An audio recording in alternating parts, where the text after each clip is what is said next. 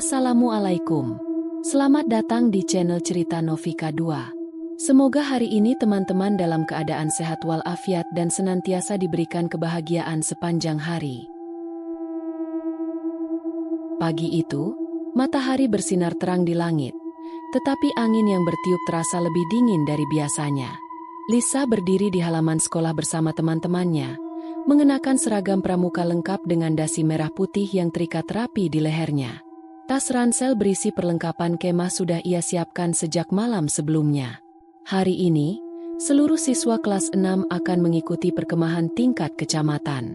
Acara ini diadakan setiap tahun sebagai bagian dari kegiatan pramuka, dan tahun ini, sekolah Lisa menjadi salah satu peserta. Sebagian besar temannya tampak bersemangat. Mereka sibuk bercanda, membicarakan rencana mereka saat kemah, dan berharap mendapatkan pengalaman seru di alam terbuka. Namun, berbeda dengan yang lain, Lisa merasa ada yang tidak beres. Sejak pagi tadi, ia sudah merasakan kegelisahan yang tak bisa dijelaskan. Perutnya terasa tidak nyaman, seperti ada sesuatu yang mengganjal. Perasaan aneh itu semakin kuat ketika bus yang mereka tumpangi mulai bergerak meninggalkan sekolah. Bus melaju di jalanan yang berkelok, melewati sawah dan perbukitan kecil yang semakin jauh dari permukiman. Awalnya, suasana di dalam bus terasa riuh. Anak-anak tertawa, menyanyikan lagu pramuka, dan sesekali bercanda satu sama lain. Namun, semakin jauh mereka masuk ke pedalaman, suasana mulai berubah. Jalanan yang tadinya lebar dan ramai kini semakin sempit, dikelilingi oleh pepohonan yang menjulang tinggi di kedua sisi. Cahaya matahari yang tadinya terasa hangat perlahan meredup tertutup bayangan pohon. Lisa menempelkan dahinya ke kaca jendela, memperhatikan pemandangan di luar. Semakin lama, semakin banyak hutan yang mereka lewati. Batang pohon tua yang besar berdiri kokoh di tepi jalan.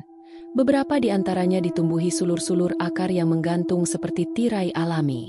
Angin berhembus pelan, menggoyangkan dedaunan dan menciptakan suara gesekan yang terdengar seperti bisikan. Lisa menggigit bibirnya. Perasaan aneh itu semakin kuat. Setelah perjalanan hampir 1 jam, akhirnya bus mereka berhenti di sebuah lapangan luas yang dikelilingi hutan lebat. Lapangan itu cukup besar, dengan tanah kering dan rerumputan liar yang tumbuh di beberapa bagian. Di sisi timur, terdapat sebuah danau kecil yang airnya terlihat jernih, tetapi entah mengapa, Lisa merasa ada sesuatu yang tersembunyi di kedalamannya. Di sisi barat, pepohonan hutan berdiri rapat, menciptakan dinding alami yang seolah menjadi batas antara dunia mereka dan sesuatu yang lebih gelap di dalam sana. Begitu turun dari bus, Lisa menghirup udara dalam-dalam. Udara di sini terasa lebih segar, tetapi juga lebih berat. Ada aroma tanah basah yang bercampur dengan dedaunan kering, menciptakan suasana yang menenangkan sekaligus mengusik. Kita kemah di sini selama 3 hari 2 malam. Seru salah satu kakak pembina, mencoba membangkitkan semangat peserta. Beberapa teman Lisa bersorak gembira, tetapi Lisa tetap diam. Kenapa rasanya seperti ada yang mengawasi? Lisa berjalan bersama kelompoknya ke area yang telah ditentukan untuk mendirikan tenda. Di tengah kesibukan mereka, ia merasakan sesuatu. Tatapan. Bukan dari teman-temannya, bukan dari guru-guru atau kakak pembina, tetapi dari arah hutan di belakang mereka. Ia menoleh. Matanya menelusuri pepohonan yang berdiri angkuh di kejauhan.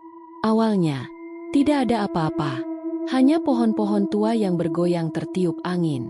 Namun, saat ia memperhatikan lebih lama, ada sesuatu di sana. Bayangan putih samar berdiri di antara pepohonan. Jauh, tetapi cukup jelas untuk terlihat. Jantung Lisa berdegup kencang. Ia berkedip, dan bayangan itu menghilang. Apa tadi benar-benar ada? Atau hanya pikirannya yang mulai memainkan trik aneh padanya? Saat matahari mulai tenggelam di balik pepohonan, semua peserta dikumpulkan di tengah lapangan. Pak Arman, salah satu guru pembina, berdiri di tengah-tengah mereka dengan ekspresi serius. Sebelum kita mulai acara malam ini, ada satu hal yang perlu kalian ingat baik-baik, katanya. Semua anak-anak langsung diam, memperhatikan dengan saksama. Di sekitar area ini, ada hutan yang cukup luas. lanjutnya sambil menunjuk ke arah pepohonan gelap di belakang mereka. Saya ingin kalian ingat satu aturan penting. Lisa menahan napas. Apa ini ada hubungannya dengan perasaan aneh yang aku rasakan sejak tadi? Pak Arman melanjutkan. Suaranya terdengar lebih dalam, seolah menyimpan sesuatu yang tidak ingin dijelaskan sepenuhnya. Jangan keluar dari area perkemahan setelah jam malam. Sekelompok anak saling bertukar pandang, beberapa tampak penasaran. Kita tidak ingin ada kejadian yang tidak diinginkan, tambah Bu Siti, guru perempuan yang ikut mendampingi perkemahan ini. Jadi, tolong patuhi aturan ini. Lisa merasa tenggorokannya kering. Ia tahu peraturan semacam ini pasti ada alasannya. Dan ia juga tahu malam ini akan terasa panjang. Malam mulai menyelimuti perkemahan, membawa hawa dingin yang perlahan merayap ke dalam tenda-tenda. Di kejauhan, suara burung hantu terdengar, bercampur dengan suara jangkrik yang nyaring. Lisa berusaha menenangkan dirinya. Mungkin aku hanya terlalu lelah, pikirnya. Namun, jauh di dalam hatinya, ia tahu, apapun yang ia rasakan hari ini, bukan sekadar kebetulan. Dan malam ini, mungkin ia akan menemukan jawabannya. Matahari perlahan tenggelam di balik pepohonan hutan, menyisakan langit berwarna jingga keemasan yang memudar menjadi gelap. Angin mulai bertiup lebih dingin, membawa aroma tanah basah dan dedaunan kering yang bertebaran di tanah. Di tengah lapangan luas, suara anak-anak terdengar riuh saat mereka sibuk mendirikan tenda masing-masing. Kakak pembina dan guru-guru berkeliling, memastikan semua persiapan berjalan lancar. Lisa berdiri di dekat kelompoknya, tangannya sibuk mengikat tali tenda, tetapi pikirannya melayang ke perasaan aneh yang terus mengusiknya sejak tiba di tempat ini. Ia merasa diawasi. Sejak turun dari bus tadi siang, ia berkali-kali merasakan tatapan tajam yang menusuk dari kejauhan. Namun, setiap kali ia menoleh, yang ada hanya barisan pepohonan gelap yang bergoyang diterpa angin. Apa aku hanya terlalu lelah? Pikirnya. Namun, ia tahu, ini bukan sekadar perasaan biasa. Menjelang malam, setelah tenda mereka berdiri dengan rapi, beberapa anak ditugaskan untuk mengambil air dari sumber mata air yang berada di dekat perkemahan. Lisa, bersama 3 temannya, Rina, Sari, dan Dewi, mengangkat ember kosong dan berjalan mengikuti jalur setapak yang sudah disediakan. Kakak pembina telah memperingatkan mereka bahwa sumber air berada di dekat hutan, tetapi tetap dalam batas yang aman. Suasana semakin gelap, dan hanya lampu senter kecil yang mereka bawa yang menerangi jalan. "Jangan lama-lama ya, nanti keburu malam," kata Dewi, sedikit cemas. "Kita cuma ambil air sebentar," sahut Rina santai. "Gak usah takut." Lisa tetap diam. Langkahnya terasa semakin berat, dan perasaan tidak nyaman dalam dirinya semakin kuat. Sampai akhirnya, ia melihatnya. Di kejauhan, di antara pepohonan yang mulai diselimuti kabut tipis, terdapat sosok perempuan berbaju putih berdiri diam. Lisa langsung berhenti melangkah. Matanya membelalak. Jantungnya berdebar kencang. Perempuan itu tidak bergerak. Ia hanya berdiri, menatap ke arah mereka. Cahayanya samar, hampir menyatu dengan bayangan pepohonan di belakangnya. Rambutnya panjang tergerai, wajahnya tidak terlalu jelas, tetapi Lisa bisa merasakan sesuatu yang tidak wajar. Siapa itu? Ia mencoba berpikir logis. Mungkin panitia? Mungkin warga desa yang tinggal di sekitar sini? Namun, sebelum ia sempat memastikan lebih jauh, ia berkedip. Dan dalam sekejap, perempuan itu menghilang. Lisa tercekat. Tubuhnya langsung membeku. "Ada apa, Lis?" tanya Sari yang memperhatikan wajah Lisa yang mendadak pucat. Lisa tidak menjawab. Ia menoleh ke arah tempat perempuan itu berdiri tadi. Kosong. Tidak ada siapa-siapa. "Lis?" Dewi ikut bertanya. Lisa akhirnya menggeleng pelan. "Gak apa-apa," katanya singkat. Meskipun suaranya terdengar goyah, mereka melanjutkan perjalanan. Tetapi kini Lisa tidak bisa menghilangkan perasaan aneh yang terus mengikutinya. Ia tahu, apapun yang tadi ia lihat, itu bukan manusia biasa. Setelah mengambil air, Mereka kembali ke tenda dengan langkah yang sedikit terburu-buru. Lisa berjalan paling belakang, sesekali menoleh ke arah hutan, tetapi ia tidak lagi melihat sosok perempuan berbaju putih itu. Sesampainya di perkemahan, suasana mulai lebih hidup. Anak-anak berkumpul di sekitar api unggun kecil yang disiapkan panitia, tertawa dan bercanda, menikmati hangatnya malam di alam terbuka. Namun, bagi Lisa, suasana itu tidak terasa menghibur. Ia masih merasakan tatapan itu. Dari jauh, dari kegelapan hutan, sesuatu masih mengawasinya. Lisa mencoba mengabaikan pikirannya. Mungkin aku hanya salah lihat. Mungkin itu hanya bayangan yang terbentuk dari pohon-pohon di kejauhan.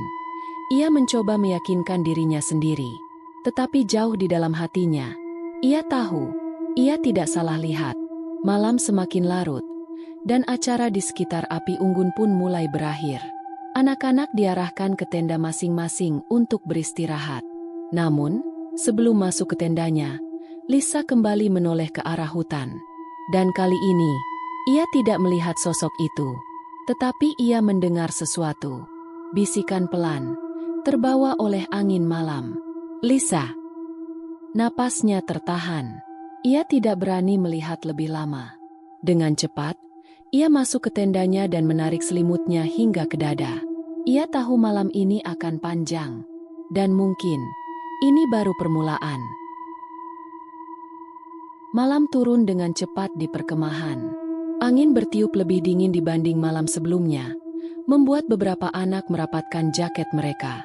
Api unggun besar telah dinyalakan di tengah lapangan, memberikan cahaya hangat yang menari-nari di wajah setiap peserta perkemahan. Lisa duduk di antara teman-temannya, mendengarkan kakak pembina yang sedang menjelaskan permainan malam ini. Meskipun suasana terasa meriah, pikirannya masih dipenuhi oleh kejadian semalam, sosok perempuan berbaju putih yang ia lihat di pinggir hutan. Sejak sore tadi, ia berusaha meyakinkan dirinya bahwa itu hanyalah ilusi atau salah lihat. Tetapi semakin ia mencoba melupakan, semakin kuat perasaan bahwa sesuatu masih mengawasinya. Dan malam ini, ia akan menyadari bahwa sosok itu belum pergi. Setelah beberapa cerita dan lagu-lagu pramuka dinyanyikan bersama, para peserta dibagi ke dalam kelompok untuk mengikuti permainan malam. Lisa ditempatkan di kelompoknya bersama Rina, Sari, Dewi, dan beberapa anak lain. Permainan pertama adalah tebak kata, di mana setiap anggota kelompok harus menebak kata yang diberikan melalui gerakan atau petunjuk tertentu. Awalnya, permainan berjalan lancar.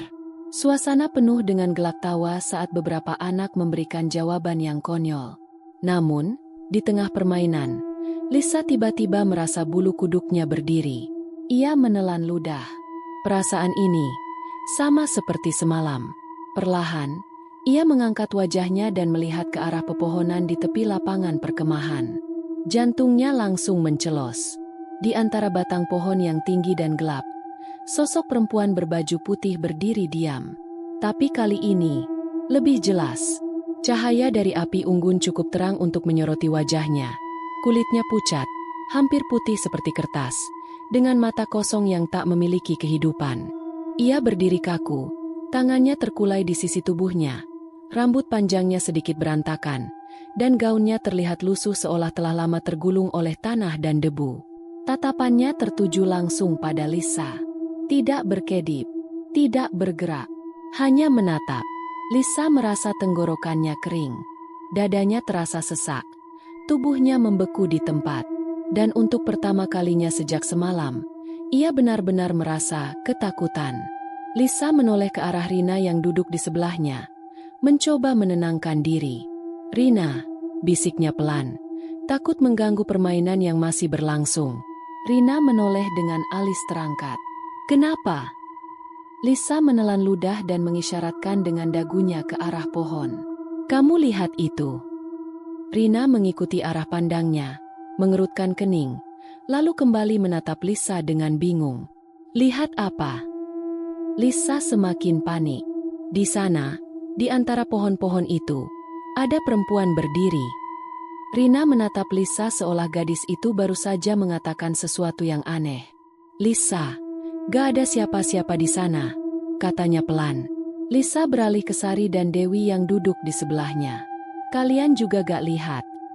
Keduanya menatap ke arah yang ditunjukkan Lisa, lalu menggeleng pelan. Lisa, kamu kenapa? Tanya Dewi, suaranya terdengar khawatir. Lisa menoleh kembali ke arah hutan, dan perempuan itu masih ada di sana.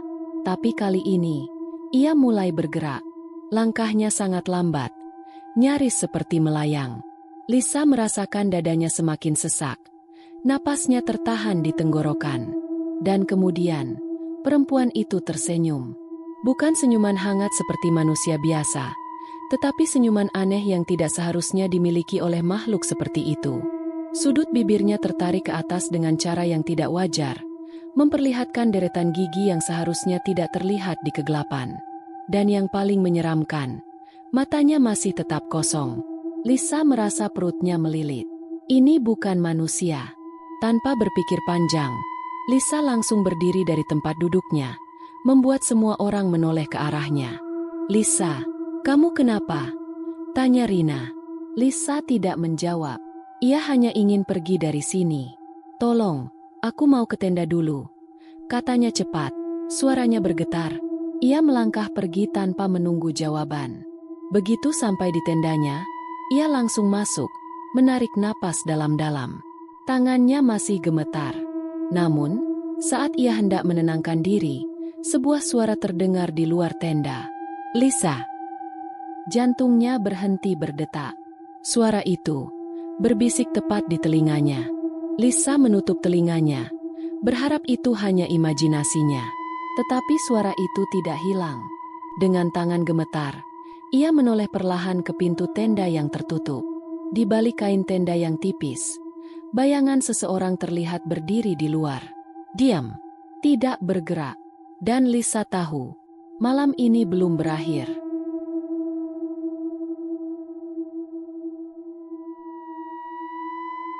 Malam terakhir di perkemahan terasa lebih dingin dari sebelumnya.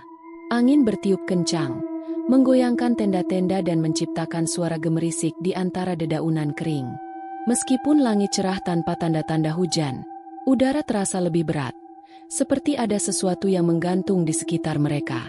Lisa duduk di depan tendanya, menatap api unggun yang mulai meredup. Matanya sedikit sembab akibat kurang tidur. Sejak malam pertama, ia tidak bisa benar-benar beristirahat dengan tenang. Sosok perempuan berbaju putih itu masih terus mengusiknya. Dan malam ini, perasaan itu semakin kuat. Seolah sesuatu yang lebih besar sedang menunggunya.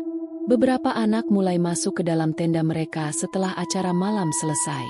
Namun, Lisa tetap duduk di luar, menunggu teman-temannya yang masih bercanda di dekat api unggun. Rina, salah satu teman sekelompoknya, baru saja kembali dari kamar mandi bersama Sari dan Dewi. Namun, saat ia berjalan melewati Lisa, ia berhenti tiba-tiba. Lisa menoleh. Rina. Rina tidak menjawab.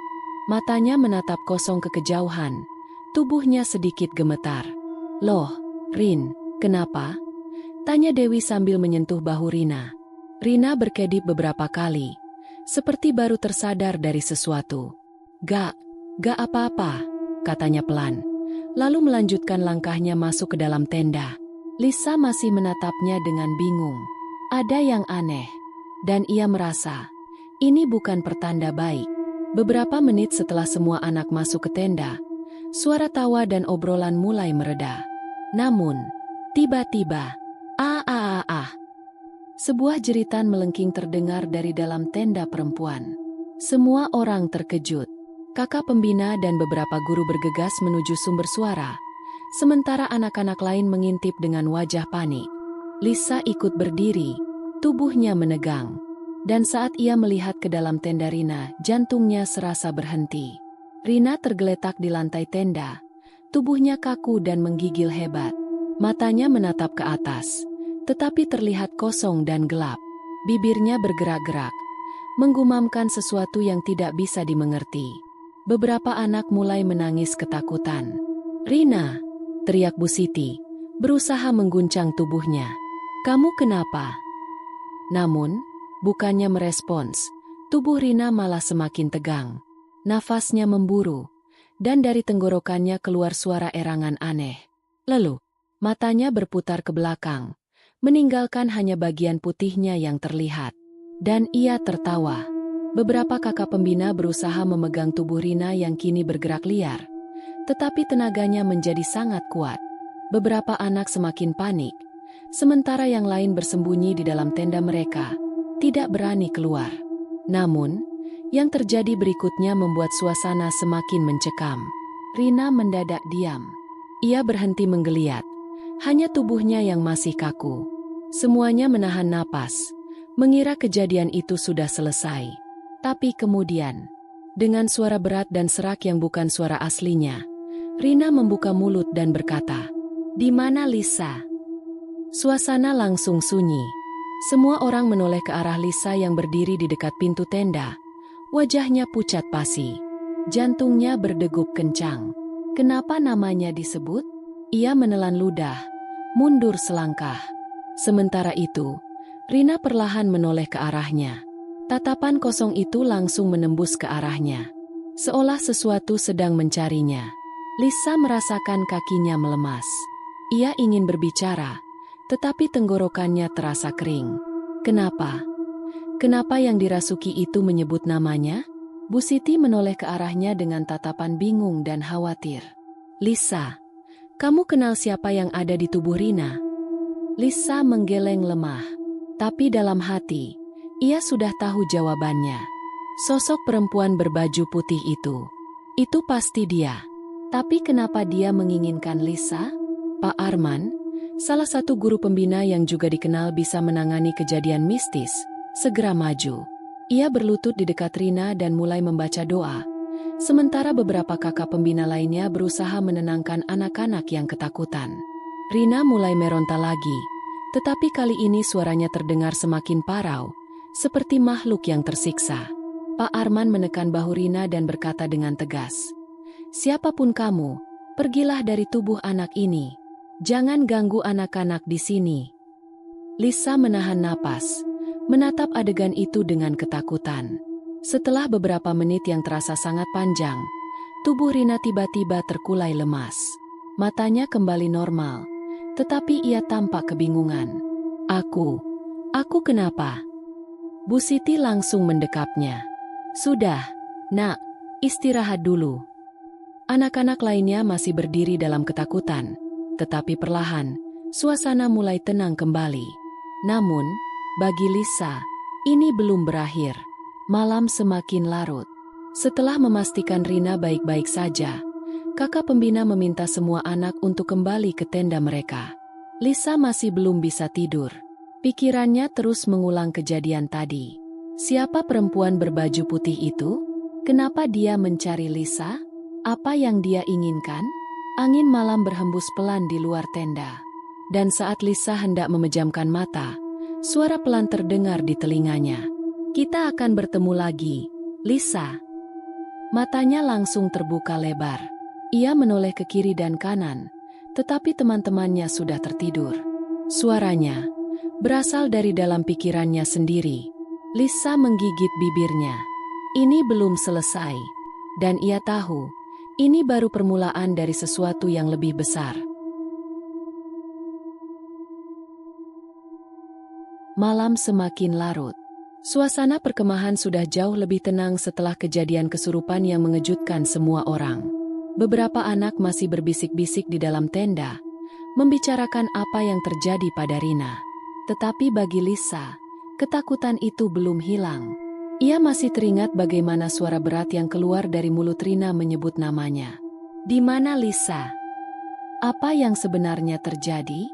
Kenapa sosok itu mencari dirinya?" Ia menarik napas panjang dan memejamkan mata, mencoba mengusir rasa gelisah yang terus menggerogoti pikirannya. Namun, tanpa ia sadari, malam itu ia akan mengalami mimpi yang lebih menyeramkan daripada kenyataan. Lisa membuka matanya. Ia tidak lagi berada di dalam tenda. Sebaliknya, ia kini berdiri di tengah hutan yang gelap. Udara terasa dingin, lebih dingin dari sebelumnya. Kabut putih tebal menyelimuti seluruh tempat, menghalangi pandangannya. Di mana ini? Ia melangkah perlahan, Kakinya menyentuh tanah yang basah. Setiap kali ia melangkah, terdengar suara gemerisik dedaunan kering yang terinjak. Hutan ini terasa nyata, bukan seperti mimpi biasa. Ini lebih dari sekadar mimpi. Lisa merasakan jantungnya berdegup lebih kencang. Ia tidak sendirian. Di kejauhan, terdengar suara langkah kaki, seolah seseorang sedang berjalan mendekat. Lisa menelan ludah, tubuhnya menegang. Lalu, ia mendengar sesuatu yang membuat bulu kuduknya berdiri. Sebuah bisikan. Pelan. Suara seorang perempuan. Tetapi kata-katanya tidak jelas. Seolah berasal dari tempat yang jauh. Samakah aku? Lisa mencoba menajamkan telinganya. Tolong aku. Bisikan itu semakin jelas, tetapi masih terputus-putus. Lisa merasa tengkuknya merinding. Siapa yang berbicara? Dan kenapa suaranya terdengar begitu sedih, begitu menyedihkan? Ia ingin bertanya, tetapi tenggorokannya terasa kaku. Lalu, dari dalam kabut sesuatu mulai muncul. Jantung Lisa hampir berhenti saat melihatnya. Dari dalam kabut, sesosok perempuan berbaju putih perlahan muncul. Gaunnya panjang dan kusut. Rambut hitamnya terurai berantakan. Kulitnya pucat seperti mayat. Ia adalah sosok yang sama yang ia lihat di pinggir hutan perkemahan. Sosok yang selama ini mengawasinya. Namun, kali ini, ia tidak hanya berdiri diam. Ia melangkah mendekat. Langkahnya sangat lambat, tetapi terasa begitu menekan. Lisa ingin berlari, ingin berteriak, tetapi tubuhnya tidak bisa bergerak. Perempuan itu terus mendekat. Lalu, ia mengulurkan tangannya ke arah Lisa. Tangannya kurus, jari-jarinya panjang, seolah ingin menyentuh Lisa. Matanya yang kosong menatap tajam. Dan untuk pertama kalinya, ia berbicara dengan jelas. Kamu harus tahu kebenarannya. Lisa terperanjat. Kebenaran apa? Suaranya terdengar lirih, tetapi penuh makna. Namun, sebelum Lisa sempat bertanya, semuanya tiba-tiba menjadi gelap. Lisa tersentak bangun. Ia terduduk dengan napas memburu. Dadanya naik turun. Keringat dingin membasahi dahinya. Itu terasa terlalu nyata. Ia menoleh ke sekeliling. Ia masih berada di dalam tenda. Rina, Sari, dan Dewi masih tertidur di sampingnya. Suara jangkrik kembali terdengar dari luar. Tidak ada lagi kabut. Tidak ada hutan gelap. Namun, perasaan takut masih menyelimutinya. Ia menelan ludah. Apa yang baru saja ia alami? Apakah itu sekadar mimpi biasa?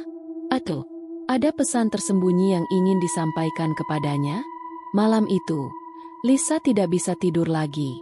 Ia hanya bisa duduk diam, mencoba memahami apa yang telah ia alami. Perempuan itu berbicara kepadanya. Kamu harus tahu kebenarannya. Kebenaran apa? Apa yang sebenarnya terjadi? Kenapa sosok itu terus muncul dalam hidupnya? Lisa menggigit bibirnya. Ia tahu ini belum selesai. Dan entah kenapa, ia merasa bahwa pertemuan ini bukan yang terakhir. Suara adzan subuh berkumandang dari kejauhan, menggema lembut di antara pepohonan perkemahan. Lisa terbangun dengan napas memburu. Tubuhnya masih berkeringat dingin. Ia duduk tegak. Jantungnya masih berdebar kencang. Tangannya meraba wajahnya, memastikan bahwa ia benar-benar telah bangun. Itu hanya mimpi, kan? Tetapi mengapa terasa begitu nyata? Dan kenapa perasaan takut ini belum juga hilang? Lisa menoleh ke sekeliling. Sari dan Dewi masih tertidur di sampingnya. Wajah mereka terlihat tenang. Rina, yang semalam mengalami kesurupan, juga sudah tertidur pulas, meskipun wajahnya masih terlihat pucat. Tenda mereka masih sama. Suara jangkrik mulai mereda, digantikan dengan kicauan burung yang menandakan pagi telah tiba. Ia benar-benar sudah kembali ke perkemahan. Namun, jauh di dalam hatinya, ia tahu sesuatu telah berubah. Setelah berganti pakaian, Lisa berjalan keluar dari tenda. Udara pagi terasa segar, tetapi ada sesuatu yang membuatnya berbeda.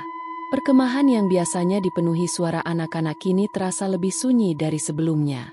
Bukan karena tidak ada yang berbicara, tetapi karena Lisa sendiri yang merasa terasing. Ia melihat teman-temannya berkumpul di dekat api unggun yang sudah padam, bercanda seperti biasa. Seolah tidak ada yang terjadi semalam. Seolah kejadian Rina kesurupan hanyalah insiden kecil yang sudah dilupakan.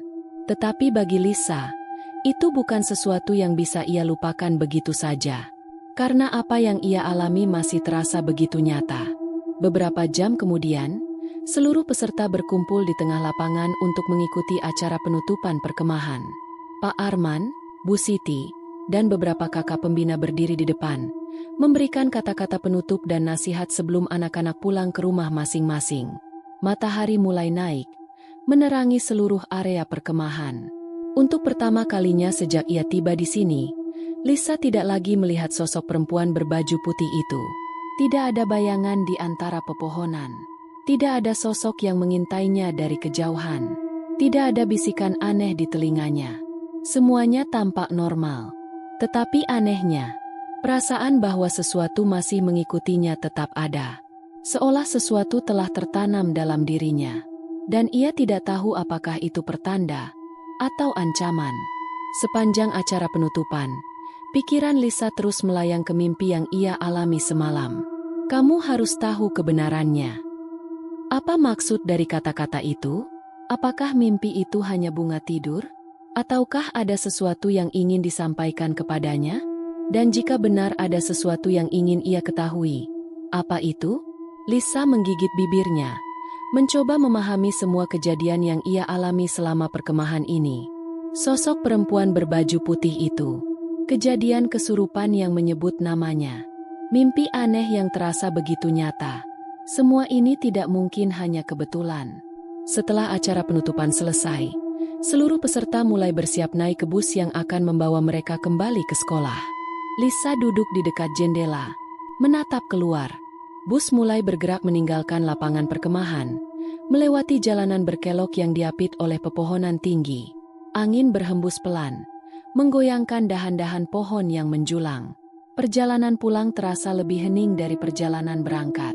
Tidak ada lagi anak-anak yang tertawa riang. Semua orang terlihat lelah setelah 3 hari 2 malam berada di alam terbuka. Namun bagi Lisa, heningnya perjalanan ini terasa berbeda. Seolah ada sesuatu yang masih mengikutinya, tetapi tak terlihat. Ketika bus mulai memasuki area sekolah, Lisa menarik napas dalam-dalam. Ia berharap semua ini hanya bagian dari perkemahan. Ia berharap setelah kembali ke rumah, semua perasaan ini akan hilang. Tetapi dalam hati kecilnya, ia tahu, ini bukan kejadian terakhir yang akan ia alami. Karena ia bisa merasakan, sesuatu telah membukakan jalan untuknya. Dan jalan itu, bukan jalan yang bisa ia hindari.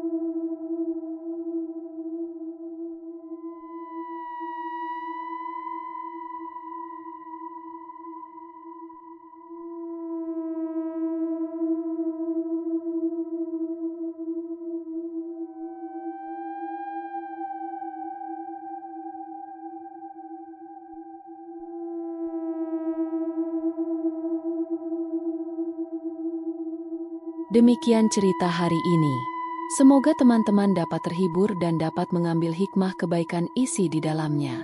Jangan lupa juga bagikan cerita ini kepada teman-teman yang lain agar mereka juga bisa mendapatkan hiburan yang sama. Mohon maaf apabila ada kesalahan kata dan ucapan kami dalam membacakan cerita ini. Terima kasih dan wassalamualaikum.